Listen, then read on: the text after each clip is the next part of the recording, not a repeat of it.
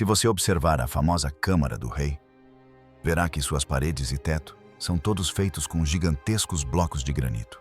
Cada um desses blocos pesa 70 toneladas. Não sei como conseguiram. Você já se perguntou se as pirâmides que vemos no deserto são apenas a ponta do iceberg de algo muito maior e mais estranho? Acho que estamos diante de uma tecnologia perdida.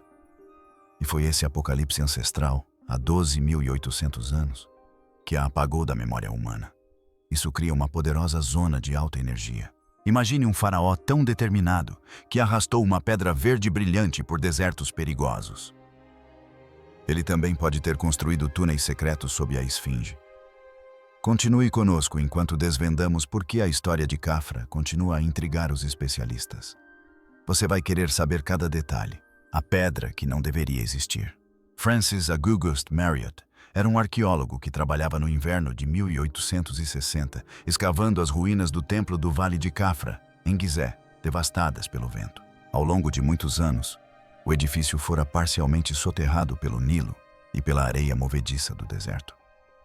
As paredes permaneciam silenciosas sob camadas de poeira. Em uma das salas laterais que estava sendo limpa, a equipe de Marriott encontrou algo liso sob o piso compactado de areia. À medida que os trabalhadores removiam lentamente os escombros, uma única peça de pedra esculpida foi revelada. Era uma figura completa do faraó Khafra sentado, com os braços apoiados nos joelhos e o deus Horus, com cabeça de falcão, protegendo a parte de trás de sua coroa. A peça havia permanecido oculta por milhares de anos, como se o próprio deserto a tivesse protegido. Marriott ficou chocado ao ver que tanto a figura quanto a pedra de que era feita ainda estavam lá. O complexo de pirâmides de Khafra era composto principalmente de calcário de Gizé, da região. Durante o Antigo Império, as figuras reais eram geralmente esculpidas em granito ou alabastro provenientes de pedreiras próximas. Esta não era uma delas.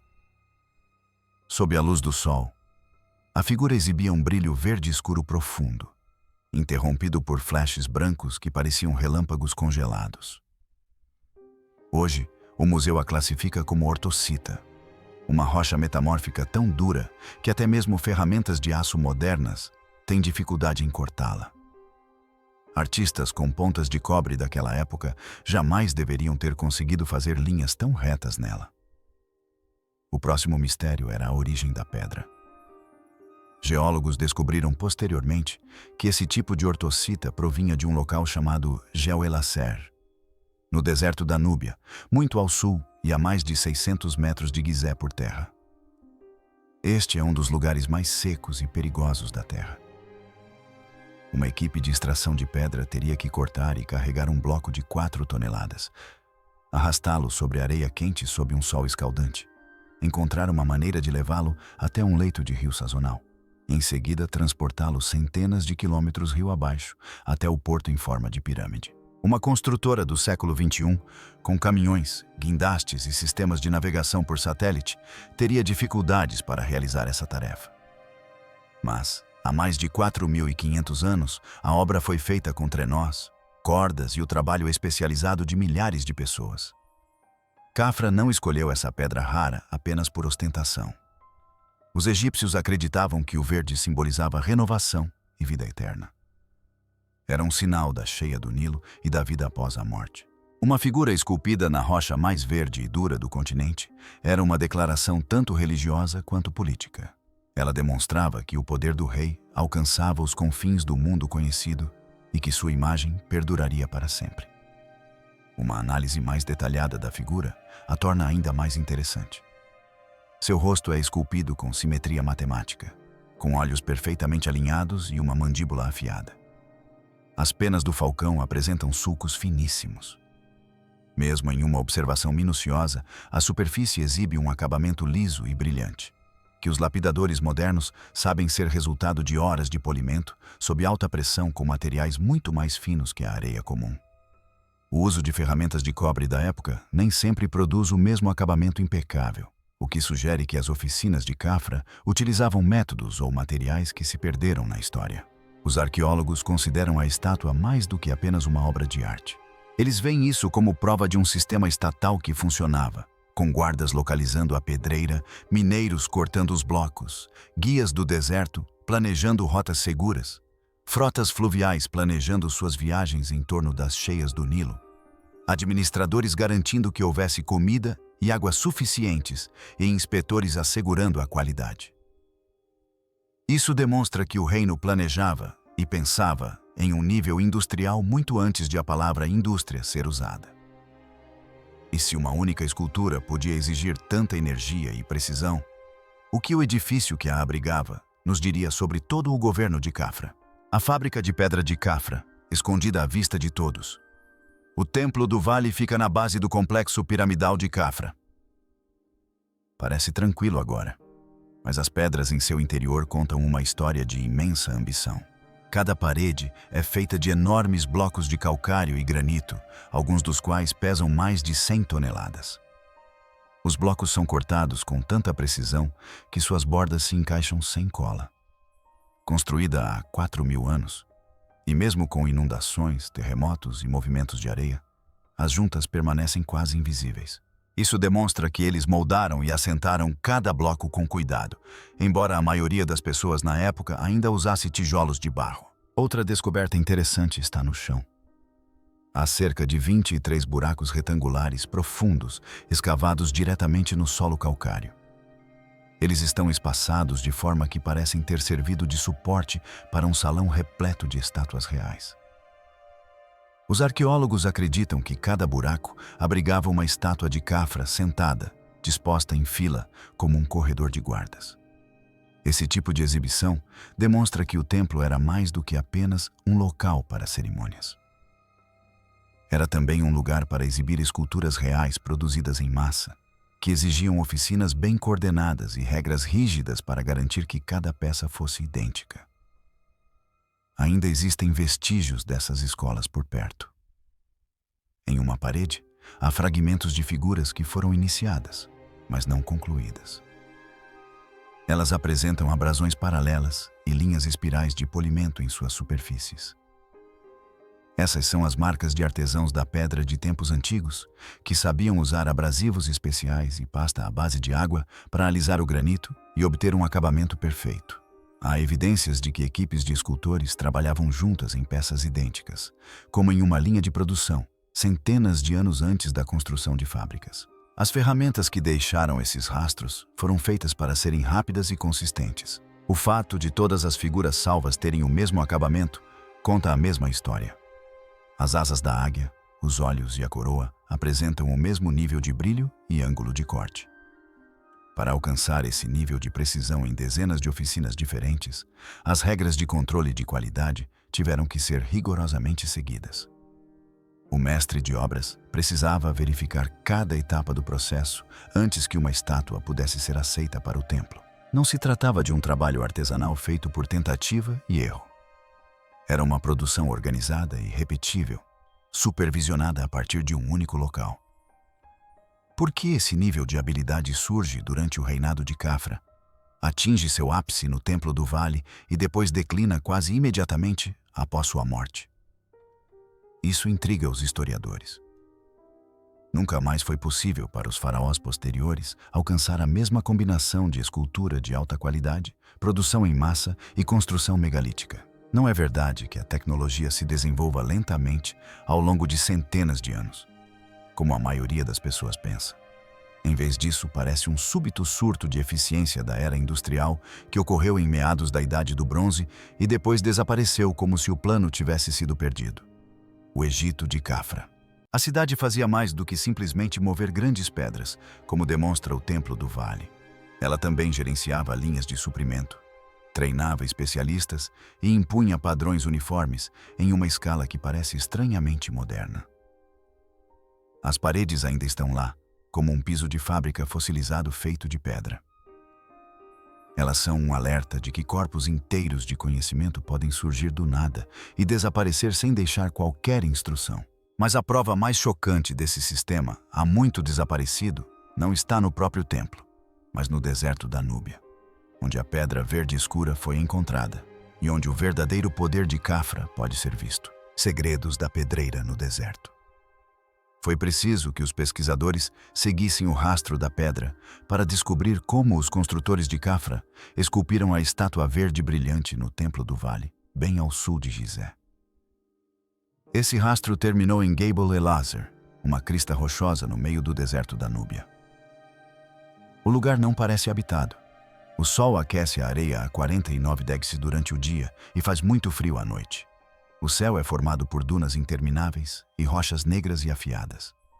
Sem aviso prévio, tempestades de areia podem cobrir o céu e escorpiões e víboras vivem no solo, o que torna até mesmo acampar perigoso. Ainda assim, as marcas de uma antiga força de trabalho podem ser encontradas por toda esta terra perigosa. Existem blocos de ortocitas semi-acabados na areia, parcialmente enterrados. As extremidades desses blocos ainda estão afiadas após milhares de anos. Alguns são esculpidos com linhas muito retas, como se já tivessem sido moldados para serem transportados a centenas de quilômetros de distância. Arqueólogos encontraram, nas proximidades, longas rampas de pedra com sulcos profundos e perfeitamente paralelos. Pinturas em tumbas egípcias mostram pistas planas de trenó, mas estas não são desse tipo.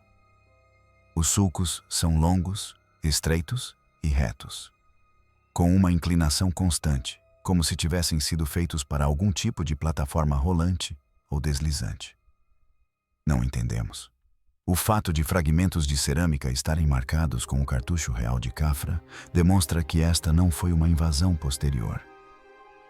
Fossas de armazenamento revestidas de pedra eram usadas para guardar grãos secos, carne salgada e potes de barro para água.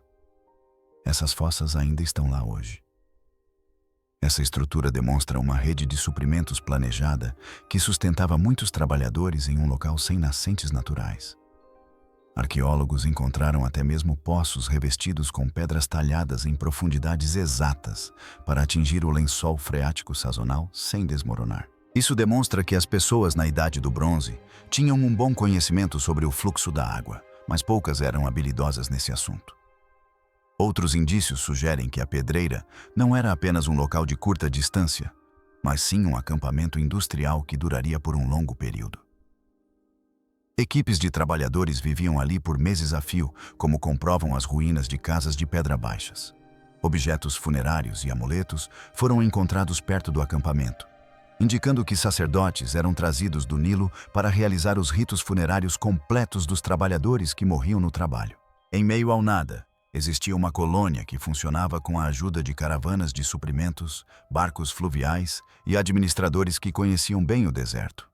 Até mesmo as ferramentas eram novas e diferentes. Arqueólogos encontraram cinzéis e lâminas de cobre com dorsos mais grossos e bordas curvas, feitos para cortar a pedra dura como vidro. Cinzéis de cobre em museus geralmente têm essas formas, mas estes parecem ter sido feitos sob medida para esta pedreira. Isso sugere que o trabalho com metais evoluiu muito apenas para atender à necessidade de Khafra por pedras raras.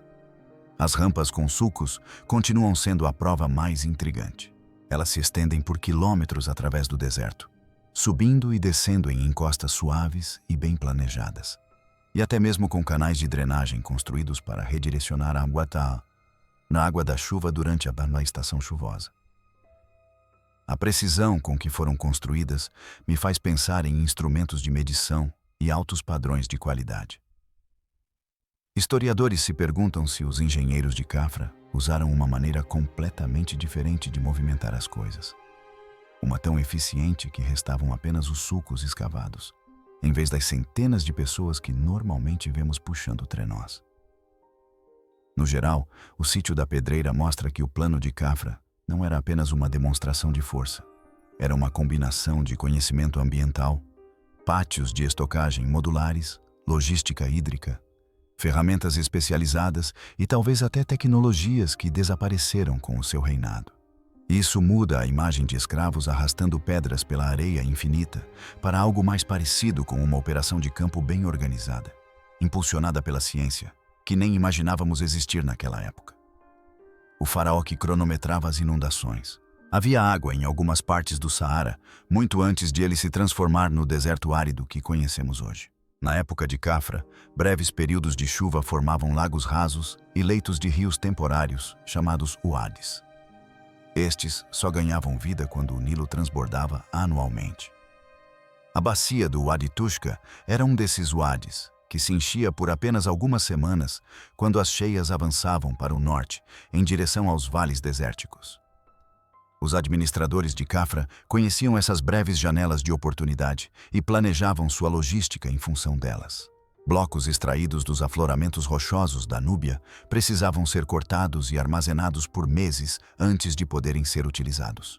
Eles precisavam esperar a época certa do ano, quando o nível da água subisse o suficiente para permitir a flutuação de mercadorias pesadas. O plano previa que o trabalho em uma mina distante fosse sincronizado com a subida e descida do Nilo, que ficava a centenas de quilômetros de distância. Para isso, eles precisavam prever quando as cheias ocorreriam, calcular a extensão delas nos leitos dos rios secos do deserto e posicionar as barcaças, rampas e equipes de trabalho de forma que cada etapa se encaixasse perfeitamente. Evidências arqueológicas de poços com paredes de pedra encontrados ao longo das rotas de caravanas demonstram o quão bem eles planejavam o uso do meio ambiente. O plano era que cada poço fosse cavado a uma profundidade que atingisse uma fina camada de água subterrânea abaixo da areia. A profundidade tinha que ser exata para garantir a confiabilidade, mas não tão profunda a ponto de as paredes do poço desabarem. Dispostos em cadeia, os poços eram instalados em intervalos regulares para proteger as equipes de transporte de água e os animais que levavam suprimentos entre a pedreira e o rio. A forma como foram construídos demonstra que eles tinham um conhecimento muito maior de hidrologia e estabilidade do solo do que o da Quarta Dinastia. Todo o processo funcionava como uma espécie de revezamento sazonal. As pedreiras moldavam os blocos de pedra e as equipes de transporte os deslizavam por rampas ranhuradas até as barcaças que aguardavam nos lagos temporários do deserto. As barcaças eram então guiadas pela correnteza caudalosa do Nilo para a longa viagem rumo ao norte, até Gizé. Ao longo do rio, os blocos eram descarregados em portos construídos especialmente para esse fim e rapidamente levados até os pátios dos templos no vale.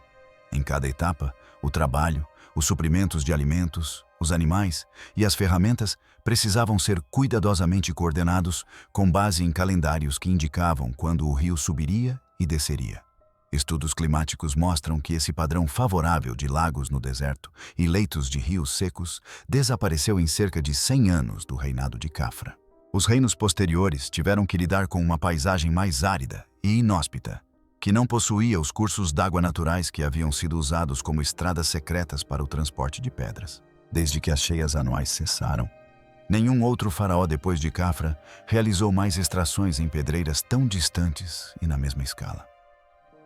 Se Khofre foi capaz de conectar rios, poços no deserto e rampas de acesso às pedreiras em uma única cadeia de suprimentos, que outros segredos de planejamento e túneis secretos ainda podem estar escondidos mais perto de casa?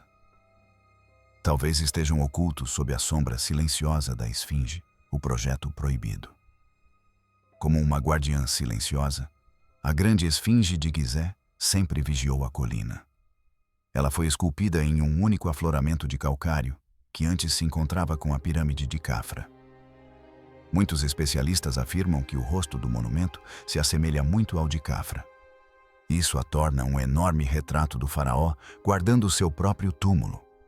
Mas o que preocupa muitos especialistas não é o rosto desgastado da Esfinge, mas o que pode estar escondido sob suas patas.